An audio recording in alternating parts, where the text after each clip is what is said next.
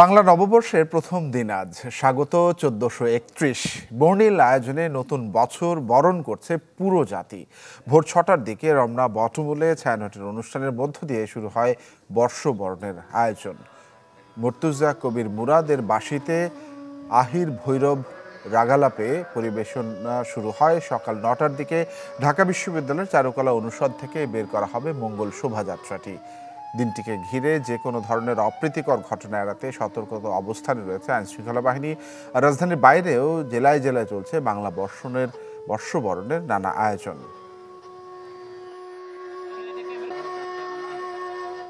দর্শক, আমরা একটু রমনার বটমূল থেকে ঘুরে আসতে চাই। চলছে ছায়ানটের বর্ষবরণ অনুষ্ঠান, সরাসরি যাচ্ছি সেখানে।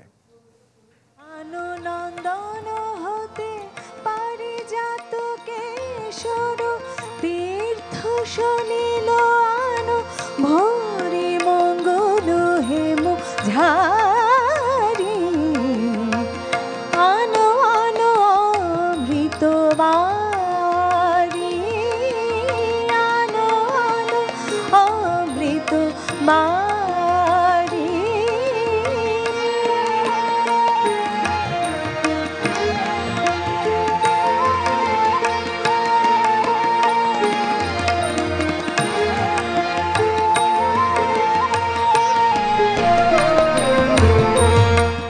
প্রখর সূর্য করে দহিছে দিগন্তর, প্রখর সূর্য করে দহিছে দিগন্তর।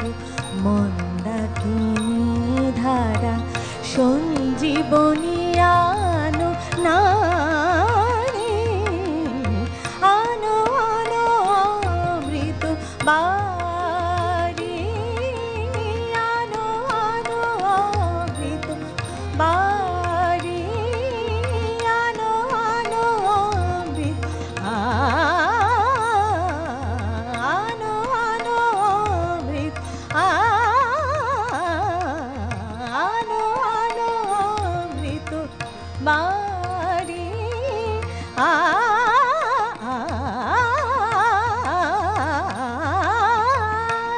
আনো অমৃত আনো আনো অমৃত আনো আনো অমৃত বারি।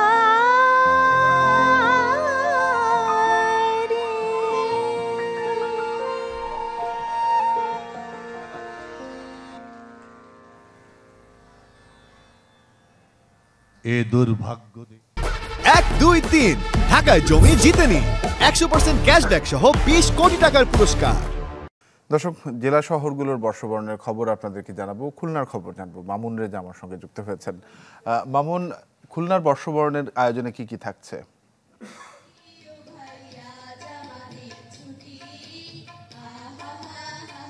তানভীর, এই মুহূর্তে রয়েছে খুলনা সার্কিট হাউসের সামনের সড়কে। এই সড়কটিতে এখন বাংলাদেশ উদীচী শিল্পী গোষ্ঠী তারা বর্ষবরণ অনুষ্ঠানের আয়োজন করেছে। ভোর 6:30 থেকে সেই অনুষ্ঠান চলছে। বর্ষবরণ অনুষ্ঠানের মধ্যে রয়েছে কবিতা আবৃত্তি, গান, এছাড়া শিশুদের নৃত্য সহ বিভিন্ন ধরনের সাংস্কৃতিক অনুষ্ঠান। এছাড়া আরও বিভিন্ন সংগঠন বিভিন্ন আয়োজন করেছে।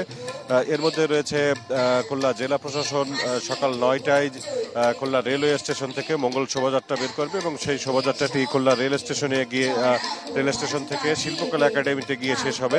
সকাল 8:30টায় আব্বাস উদ্দিন একাডেমি তারা নগরীর জাতিসংঘ শিশু পার্ক থেকে মঙ্গল শোভাযাত্রা বের করবে। এছাড়া জাতিসংঘ শিশু পার্কে বৈশাখী মেলা চলছে।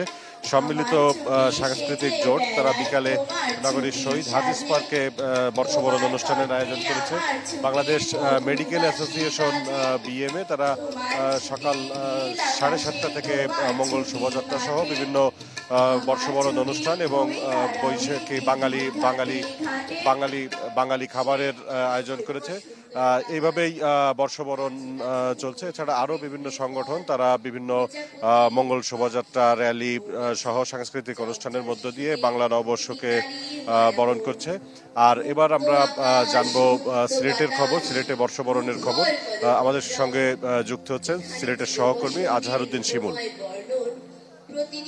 মামুন, আপনাকে ধন্যবাদ। আমি এই মুহূর্তে দাঁড়িয়ে আছি নগরের কিন ব্রিজ এলাকায়। আজকে বাংলা নববর্ষের প্রথম দিন, সিলেটও নানা আয়োজন রয়েছে। আপনারা নিশ্চয়ই আমার পেছনে দেখতে পাচ্ছেন পাঠশালা নামে একটি সংগঠন পয়লা বৈশাখের আয়োজন নিয়ে তারা বসেছে। তারা ছাড়াও সিলেটে আরও অনেকগুলো সংগঠনই কিন্তু পয়লা বৈশাখের আয়োজন করেছে। তারা এখানে সাংস্কৃতিক অনুষ্ঠান দিয়ে শুরু করেছে। কিছুক্ষণ পরে তারা একটি মঙ্গল শোভাযাত্রা বের করবে। তারা সিলেট নগরীর বিভিন্ন সড়ক প্রদক্ষিণ করে আবার এই কিন ব্রিজ এলাকায় ফিরে আসবে। আপনাদের জানিয়ে রাখি, 2020 সালের পর দুই একবার পয়লা বৈশাখ ছিল পবিত্র রমজান মাসে, সে কারণে পয়লা বৈশাখ উদযাপিত হয়েছে সংক্ষিপ্ত স্বল্প পরিসরে। 4 বছর পর পয়লা বৈশাখ আসছে তার পরিপূর্ণ চেহারায়, ফিরে পাচ্ছে তার আগের জৌলস।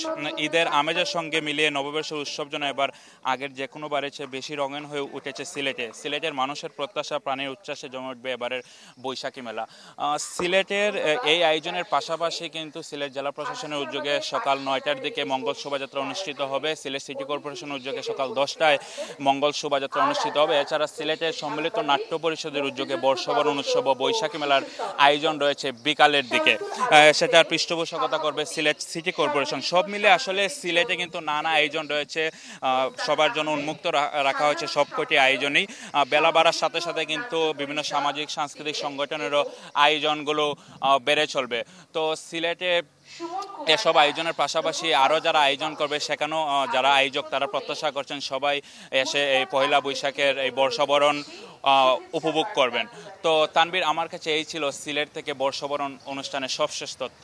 জি শিমুল, ধন্যবাদ আপনাকে আমাদের সঙ্গে যুক্ত হওয়ার জন্য। আজহারউদ্দিন শিমুল জানাচ্ছিলেন সিলেট থেকে। এর আগে আমাদের আরেক সহকর্মী মামুন রেজা যুক্ত হয়েছিলেন খুলনা থেকে।